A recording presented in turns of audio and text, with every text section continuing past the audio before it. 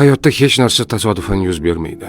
Har qanday sinov, har qanday yo'qotish, har qanday kechikish barchasi siz uchun eng yaxshisi ekanligi uchun shunday sodir bo'lmoqda.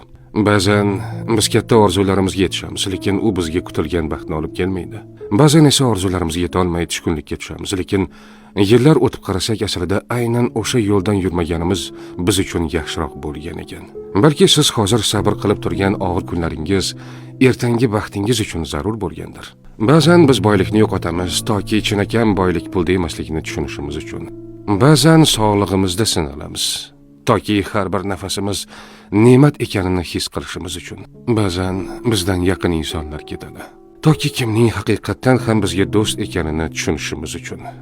Ba'zan yo'limiz berkitiladi toki biz aslida yomon yo'ldan ketayotganimizni tushunib, to'g'ri yo'lga burilishimiz uchun. Siz hozir tushunmasligingiz mumkin, lekin bilingki, har bir kechikish yaxshiroq narsa kelishi uchun, har bir yo'qotish sizni yaxshiroq ne'mat kutayotgani uchun, har bir sinov sizni yanada kuchliroq bo'lishingiz uchun beriladi. Shunday ekan, tushkunlikka tushmang. Hozir sizga noqulay tuyulgan narsa aslida siz uchun eng yaxshisi bo'lishi mumkin. Chunki Alloh bandalariga zulm qilmaydi.